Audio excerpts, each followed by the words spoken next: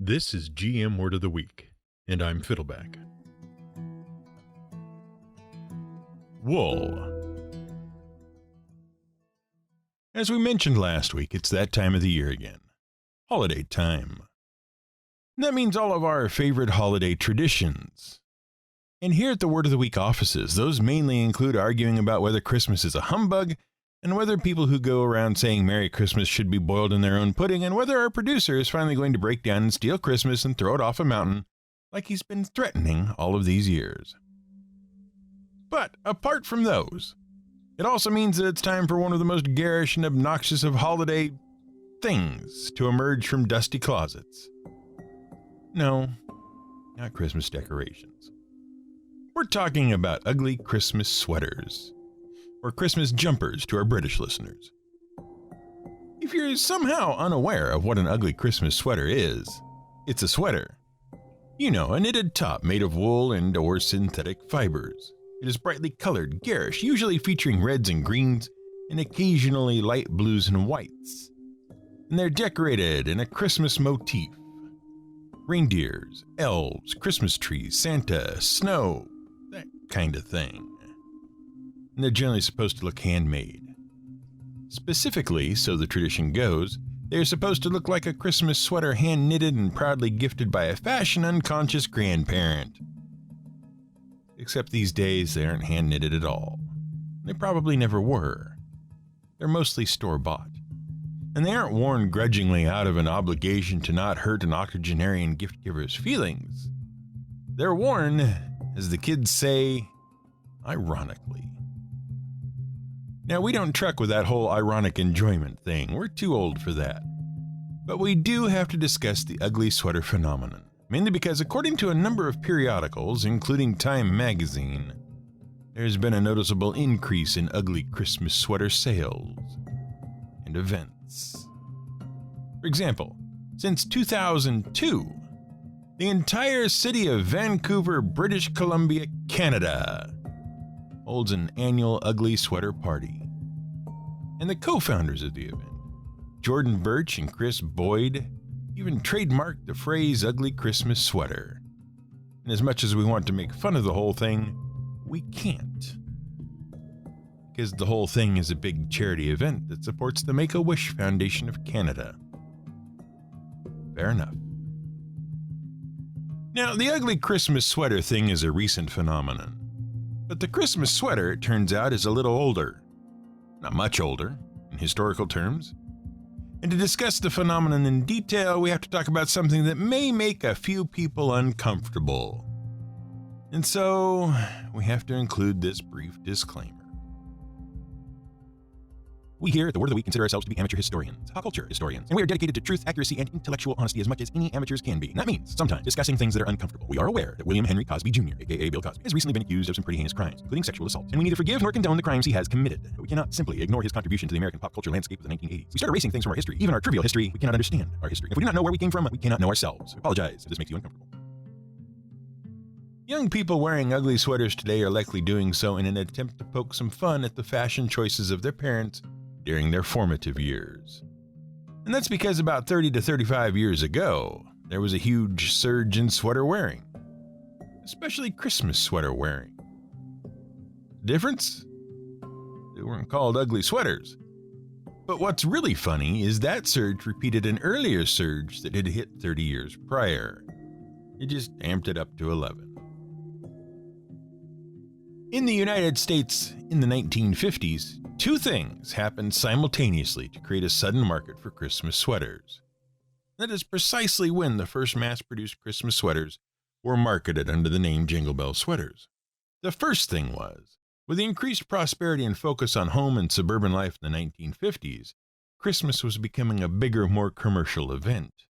It had been trending that way for a while, sure, but it sort of peaked in the 1950s. At the same time, on TV, there was this new type of show, the situation comedy. That was a television show that ran for about a half hour and involved the day-to-day life of a small cast of characters based on a simple setup or situation. Now, in the late 1940s, sitcoms were popular but simple. And then along came a clever couple of television producers and actors. Desi Arnaz and Lucille Ball had this neat idea for filming a television show. What if you filmed it with multiple cameras, and you edited the footage together? That way you could show a character speaking with a close-up on their face, and then show another character's reaction. The approach was revolutionary, and they created and starred in their own sitcom filmed using this technique, I Love Lucy.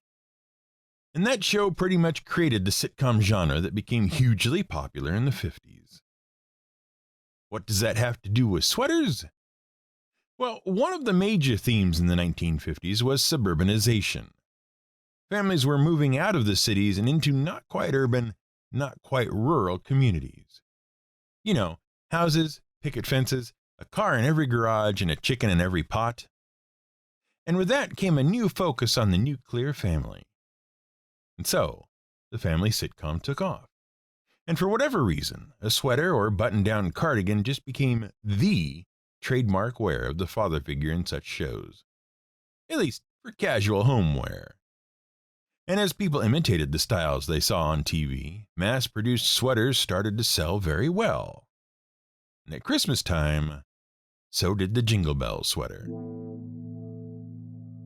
Eventually, the family sitcom fell by the wayside. In the 60s and 70s, it was supplanted by adventure, fantasy, and then science fiction and animation.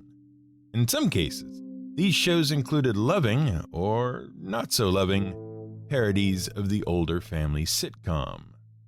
Examples include Lost in Space, The Flintstones, and The Jetsons. And the family sitcom fell into a lull. Meanwhile, during the mid-to-late 60s through the 1980s, another form of entertainment was starting to take hold in the United States. Stand-up comedy. Basically, a comedian would stand at a microphone in front of an audience and tell funny stories or make humorous observations.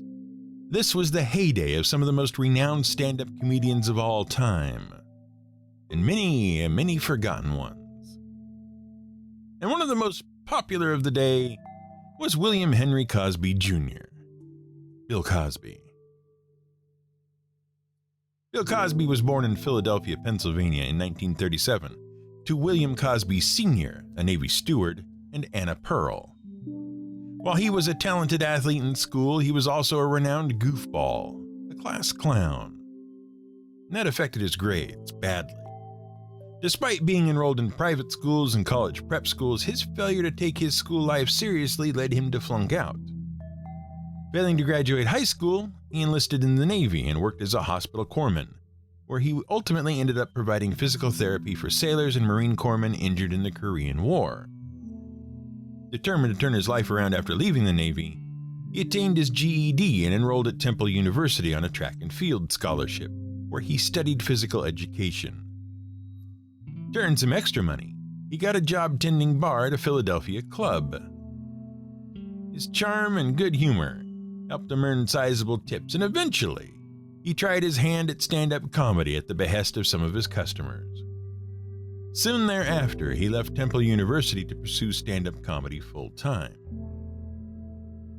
Cosby's renown on the comedy circuit landed him several television roles, most notably in the 1965 espionage series I Spy.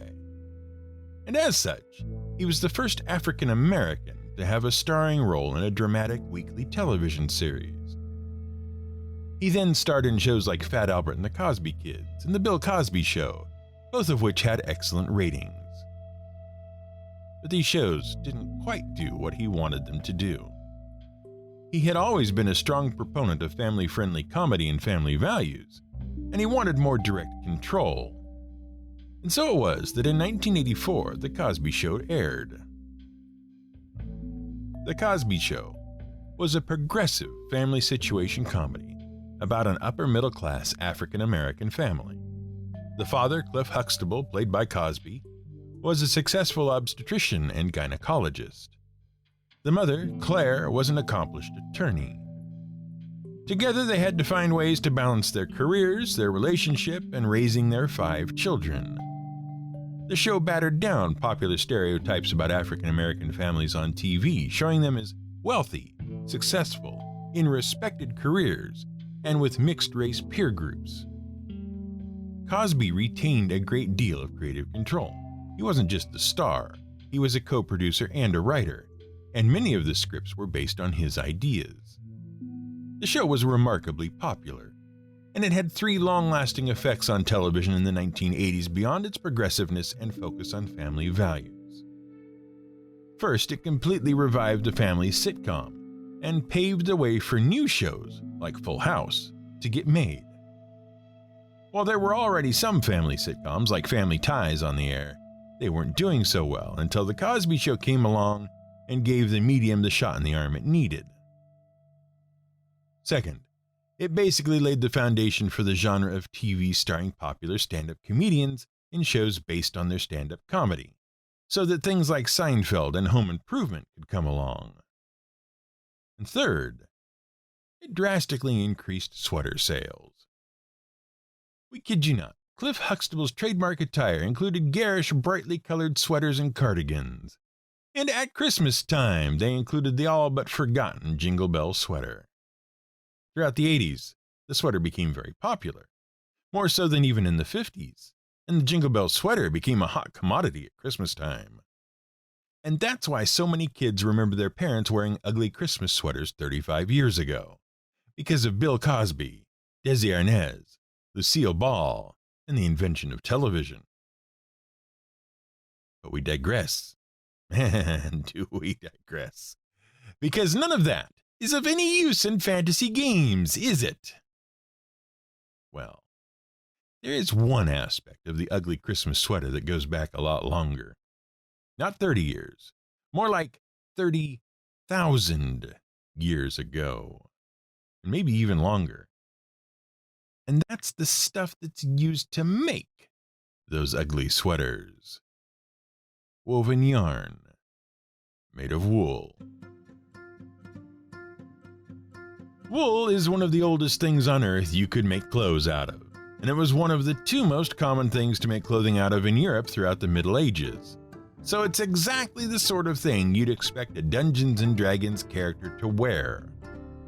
But since we're on the subject of very old textiles, we might as well also mention the other old thing to make clothes out of. Linen is a textile made of woven fibers from the flax plant. Flax, or Linum usitatissimum, is a plant of the Linaceae family. It's a herbaceous annual plant with a pretty blue flower. The seeds, called flax seeds or linseeds, are nutritious and oily, and so can be cultivated for food or to make a plant oil from. And the plant's leaves can be separated into thin strands or fibers that can then be spun together into a thick, strong cord. The fibers can also be interwoven into flat sheets, and that's called linen. Flax is a pretty hardy, durable plant, and it can grow in lots of different climates. The first evidence of the use of flax to make linen comes from a prehistoric cave in modern Georgia. The one in Eurasia, not the one in North America. A bunch of preserved, dyed flax fibers were found there, and they're about 36,000 years old. We've also found fragments of seeds, fibers, and yarns that are at least 10,000 years old in caves in modern Switzerland. And we've also found it wrapped around mummies in ancient Egyptian tombs. See, Egyptians loved linen. It's a nice soft fabric that gets softer with each washing, and it's cool to the touch and breathes well. They loved it so much that it was even used as a currency in some cases. In Mesopotamia, they also loved it, so much so that it was reserved for use by the upper classes. And Phoenician traders spread linen and flax growing across Europe. I'm pretty sure that's how the Irish got started with linen. Now, even though we know people were making clothes out of linen as far back as 36,000 years ago, we know that people were wearing clothes before they discovered linen. We know that people started clothing themselves around 150,000 years ago. Long before hominids even left Africa, discovered agriculture, and decided that civilization was the way to go. How do we know this? Because of lice. The louse, plural lice, is a blood-sucking parasite. The most well-known form, which strikes terror in the hearts of parents and elementary school teachers alike, is the head louse. These tiny insects lay their eggs, called nits, in human hair. In fact, head lice nits are specially adapted to attach to human hair. After 1 or 2 weeks, the nits hatch into lice nymphs, which are basically just smaller versions of adult lice. That's when they start biting the skin and feeding on the blood of the scalp. After 2 weeks, the nymph grows into an adult, whereupon they mate, lay eggs, and keep the cycle going. What does this have to do with clothes? Well, there's another type of louse, the body louse. The body louse is basically just like the head louse, except for one small difference. You guess what it is? If you said their eggs don't attach to hair, you're right. Did you think it had something to do with heads and bodies? Well, it actually sort of does. See, body louse eggs are adapted to attach to some other kind of surface. They don't grab onto hair, and that means they can't lay eggs in human hair. What they can lay eggs in is human clothing. They're basically lice that spread out from the head, migrated, and figured out how to attach eggs to clothes and get access to blood all over the human body.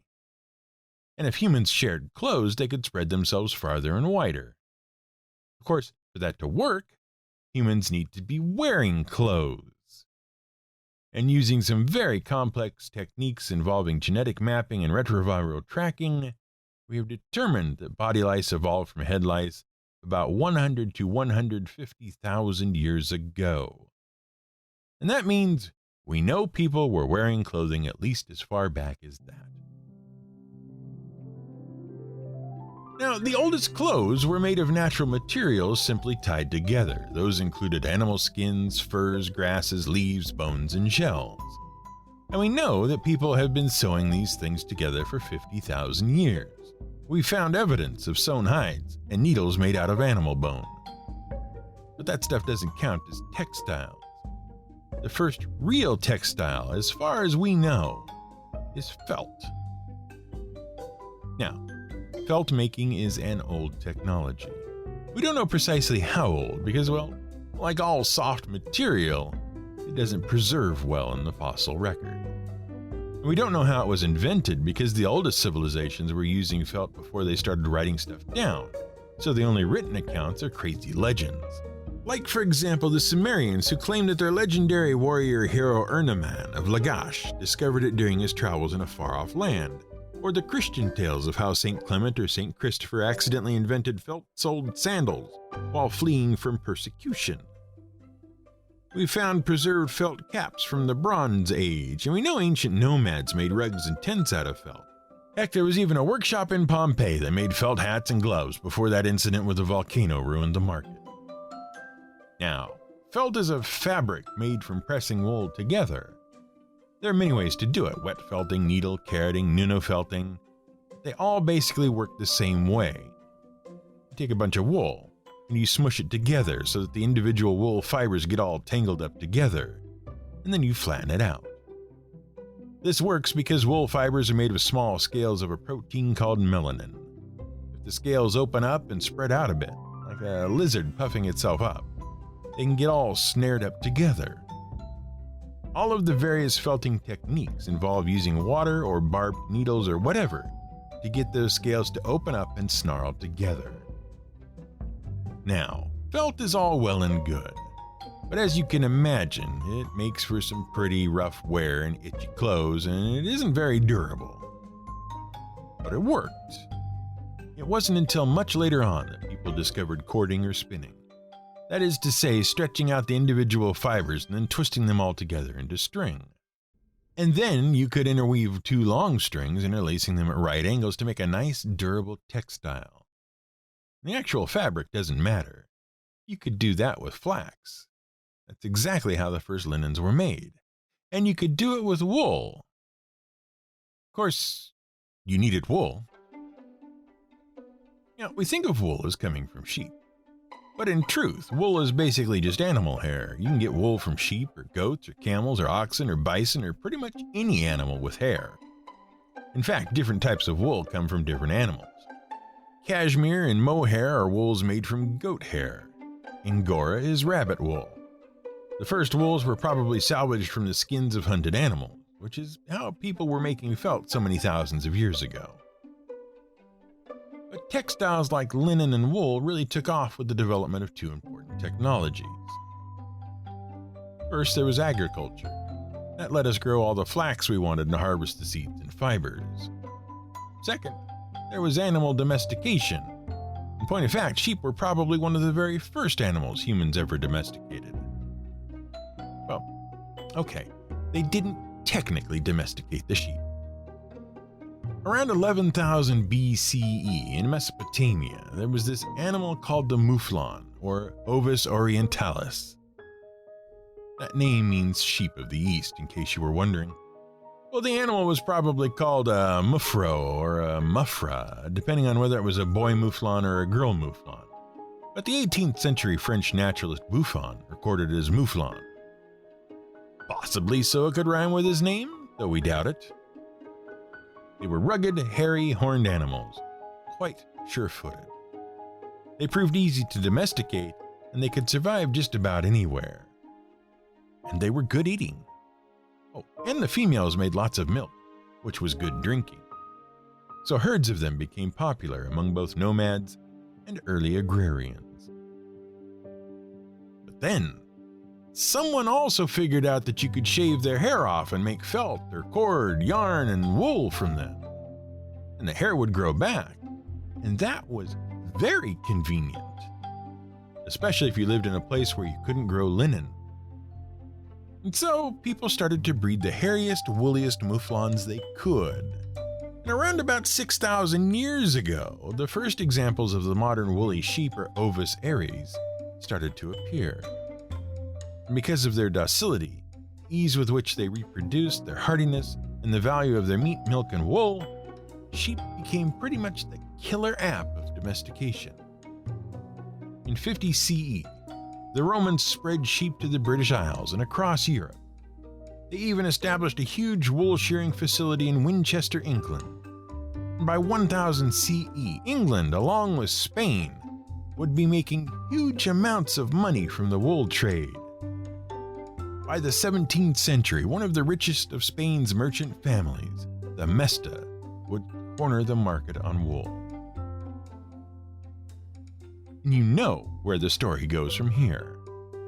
Someone invents television, Desi and Lucy revolutionize the sitcom, Bill Cosby reinvigorates the sitcom, and now you get to wear an ugly Christmas sweater to a Canadian charity party, ironically. It's funny how things work out sometimes. This has been GM Word of the Week. It's written and researched by The Angry GM and produced by me, Fiddleback. You can support us on Patreon at patreon.com/GMWordOfTheWeek. You can find more at gmwordoftheweek.com and theangrygm.com.